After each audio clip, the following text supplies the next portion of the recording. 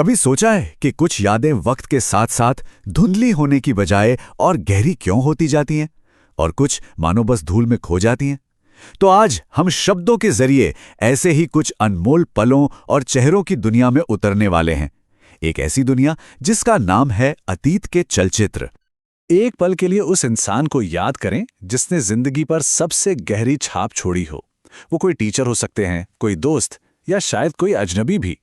आखिर क्या थी वो खास बात जिसने उन्हें इतना यादगार बना दिया? बस यही एक सवाल इस पूरी किताब के दिल में बसा हुआ है।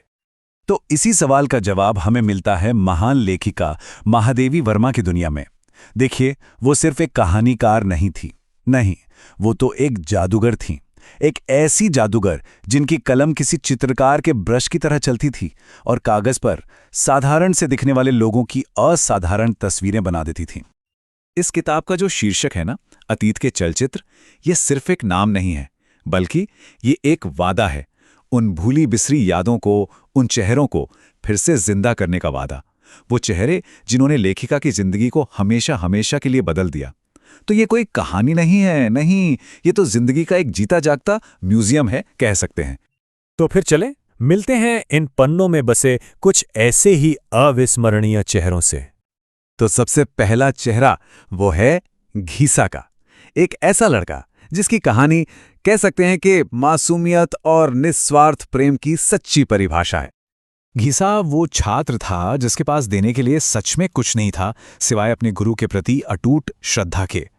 समाज ने उसे हमेशा अनदेखा किया, उसकी गरीबी का मजाक उड़ाया, लेकिन उसकी आंखों में अपने टीचर के लिए जो सम्मान था ना, वो किसी भी दौलत से कहीं बढ़कर था। उसकी कहानी हमें ये याद दिलाती है कि सबसे पवित्र रिश्ते अक्सर वही पनपते हैं जहां दुनिया की नजर तक नहीं पहुंचती। महादेवी वर्मा के ये शब्द हमें दिखाते हैं कि सच्ची भक्ति किसी महंगी भेंट या तोहफे में नहीं होती, बल्कि एक बच्चे की उन सरल, निश्चल आंखों में मिलती है।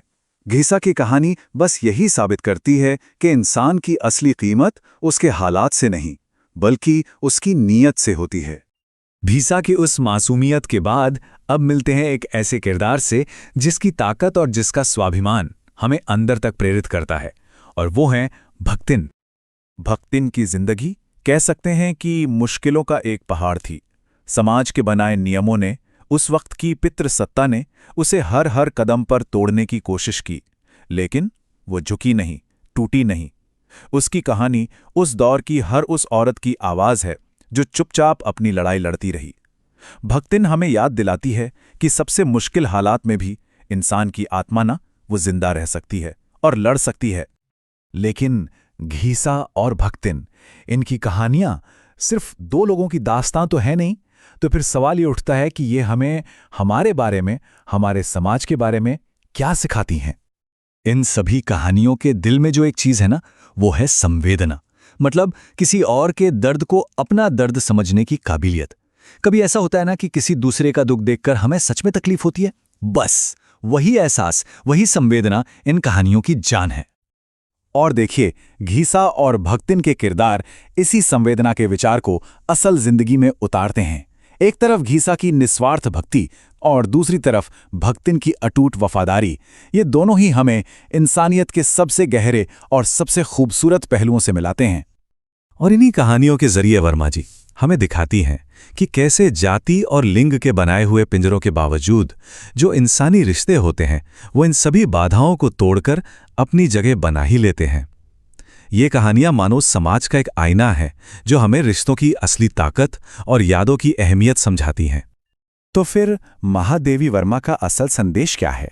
बड़ा सरल है लेकिन बहुत गहरा। वो ये कि महानता और दिव्यता अक्सर उन जगहों पर मिलती हैं जहां कोई उन्हें तलाशने जाता ही नहीं। उनका मानना था कि हर इंसान में, चाहे वो कितना भी साधारण या उपेक्षित क्यों ना हो, असाधारण गुण छिपे होते हैं। हमें बस उन्हें देखने वाली एक नज़र चाहिए और महसूस करने वाला दिल। तो सवाल ये है कि महादेवी वर्मा ये जादू करती कैसे थीं? देखिए, इसके 4 बड़े सरल से कदम हैं। पहला, उन्हें देखो जिन्हें दुनिया नज़रअंदाज करती है। दूसरा, उनकी कहानी को पूरी हमदर्दी से, दिल से कहो। तीसरा, उस कहानी के जरिए समाज की कड़वी सच्चाइयों को सामने लाओ। और आखिर में, हर मुश्किल के बावजूद इंसान की हिम्मत का जश्न मनाओ। लेकिन एक मिनट, ये सब तो अतीत की बातें हैं ना। आज के ज़माने में इसका क्या काम? जी नहीं, बिल्कुल नहीं। सच तो ये है कि ये कहानियां आज पहले से कहीं ज्यादा मायने रखती हैं। जरा सोचिए, क्या समाज सच में बदल गया है, या हम आज भी उन्हीं पुरानी लड़ाइयों से जूझ रहे हैं, बस उनके चेहरे बदल गए हैं? ये सवाल जितने उस वक्त जरूरी थे उतने ही आज भी हैं। ये किताब वाकई एक आईना है, और जब हम इसमें झांकते हैं ना, तो हमें सिर्फ घीसा या योगधिन नहीं दिखते, हमें अपने समाज की और शायद अपनी खुद की परछाई भी नजर आती है। ये हमें अपने आसपास उन लोगों को देखने के लिए कहती है जिन्हें हम रोज देखते तो हैं, पर सच में कभी नहीं देख पाते। तो अगली बार जब किसी ऐसे इंसान से मुलाकात हो जिसे शायद दुनिया ने भुला दिया है, तो एक पल के लिए रुकिएगा जरूर, उनकी कहानी सुनिएगा, क्योंकि क्या पता जिंदगी की कोई सबसे असाधारण कहानी वहीं मिल जाए। और मेरे ख्याल से यही इन चलचित्रों का सबसे बड़ा संदेश है।